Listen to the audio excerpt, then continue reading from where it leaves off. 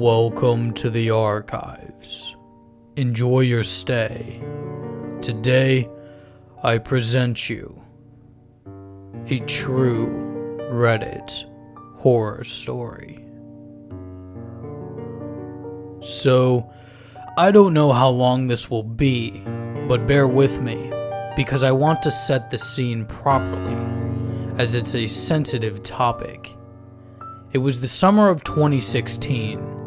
I'm a bit of an explorer. My friend and I like to go to isolated places or trespass in private areas. Never with malintent. We just don't like being told where we can and can't be when we are totally respectful of our environment. So one day, I got on a bus to Dublin, and there's this stretch of road that's pretty dead. Just a load of farmland and a housing estate somewhere in the middle. I sat on the top deck to see over the farmland walls. There are a few old medieval style buildings I've been eyeing up in the fields. But today, just behind a tall tree line, I notice a little aerial antenna sticking out of the barely visible corner of a concrete building. What massive building was hiding behind these trees? So I tell my friend, we'll call him G, and we do some scouting. On the whole road, there's only one entrance we see that could lead to this place, and it's protected by some really old rusty gates that look like they'd fall off their hinges if we were to climb over. There is also a sign attached warning CCTV coverage, but we guessed it's a bluff, considering the entrance was to discourage trespassing. We found it on Google World View, and the place is fucking huge, like a shopping center. We gear up, with torches, a camera, a crowbar, and binoculars. We left our phones, keys, and IDs behind. We only bring appropriate gear. We didn't know if it was actually abandoned or not. Don't bring important things you could lose, give away your position, or that could be traced to you if found. We parked his car in the housing estate on the road. It's 2 a.m. Everyone should be sleeping, minimizing our risk. We jump a wall into the field instead of taking the main gate, risking the unlikely CCTV coverage. So we're about halfway across the field when the farmhouse lights up and we hit the floor. We were surprised we hadn't even gotten there yet, and we were already going stealth mode. We don't need angry farmers thinking we are doing stuff to their sheep at 2 a.m. The guy's house is glass at the front, so the light shines across the whole fucking fields, and we're crawling through shit to get to a ditch. This is where things start getting weird. We see a guy leave the house and go into the garage. We stayed still, waiting for him to go back inside. The house was pitch black before, and we thought everyone there was asleep. We waited about 25 minutes for him to go back inside and turn the lights off, but it didn't happen. Really weird. Fuck this waiting, we both agreed. Then we army crawled by the sheep, being confident if we had been spotted, someone would be shooting or shouting at us by now. We then hopped over a barbed fence and used the crowbar to help clear the thick bush of sticks and thorns. And there it was. The 5 to 7 story building was surrounded by its own rubble and debris, and only the main building had been boarded up. It must have been abandoned, as it was falling apart. We noticed that some of the walls were collapsed, the floors inside had been torn up and burned, and had swollen from rain, since the roof was also falling in at places. Trash was everywhere. The tiles were falling from the walls. We couldn't even tell what this place used to be, but this was great, even fantastic. I was gonna come back with spray paint and work undisturbed. So now we decided it was the main building's turn. We can see the main entrance is blocked from afar, so we climbed up a level, and G starts prying the plywood from a window, so at least we're not breaking anything on the ground floor, letting anyone in.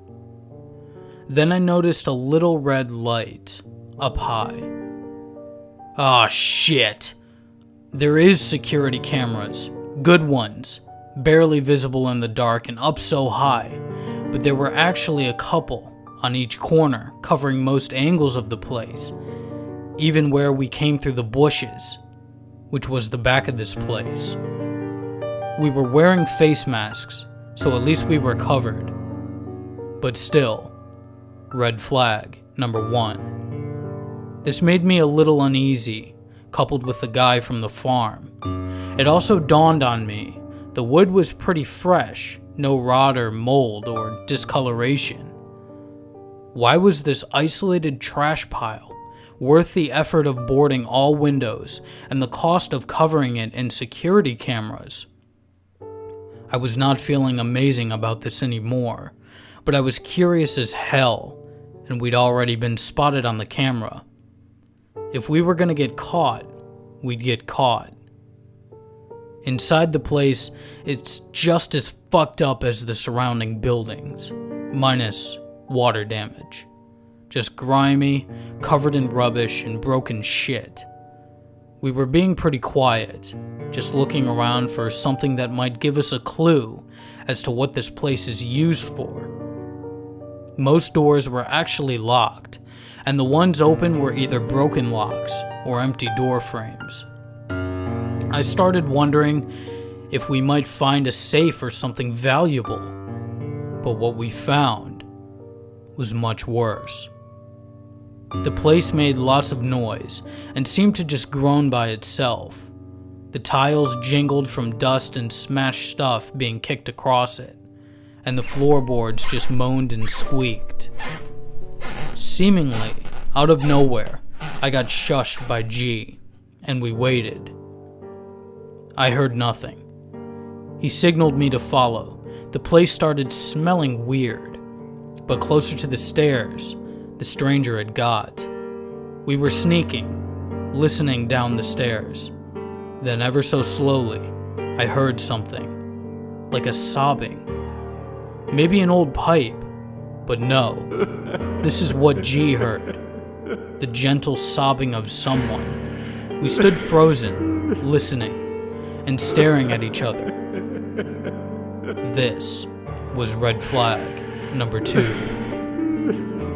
He gripped the crowbar tight, and we both reached the bottom. I turned off my torch, and he turned his down to lower visibility, so we could see where we stepped. A rotten smell just encased us. We listened down a hall, and we figured it was clear now. Just a sad, painful, gentle cry.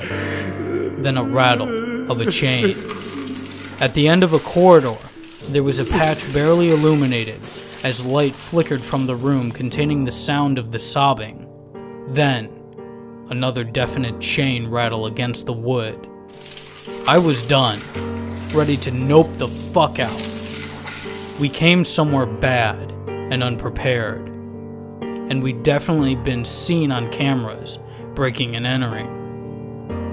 G was stepping forward again, when I grabbed him hard and whispered, "I'm not fucking going down there.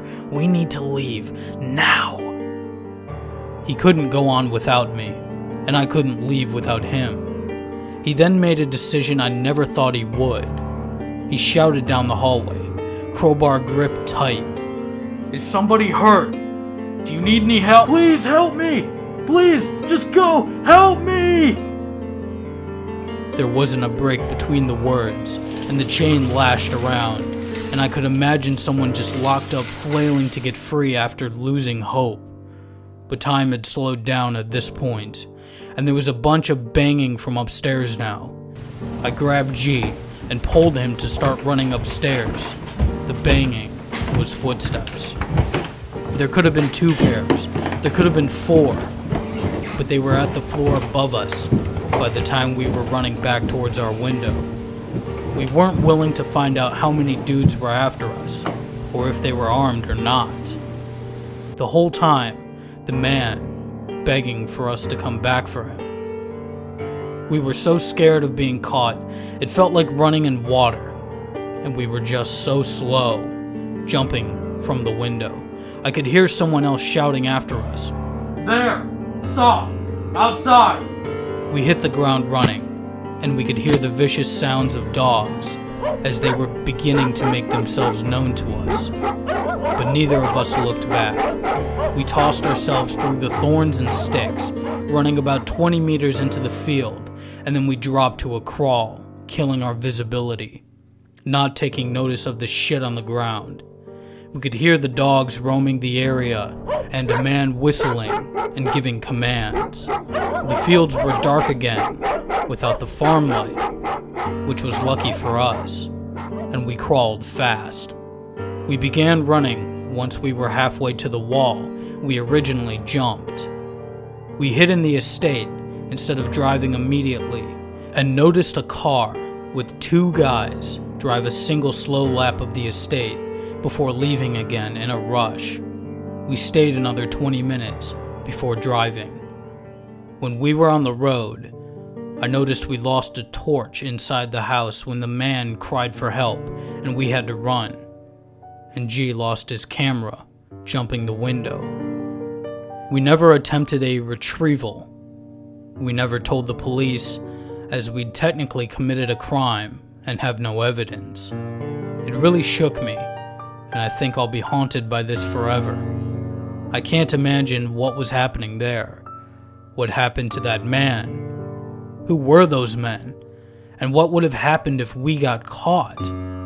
Well, G refuses to talk about it anymore, and this is the first time I shared this whole mess, hoping I could get a little closure, or something, I guess.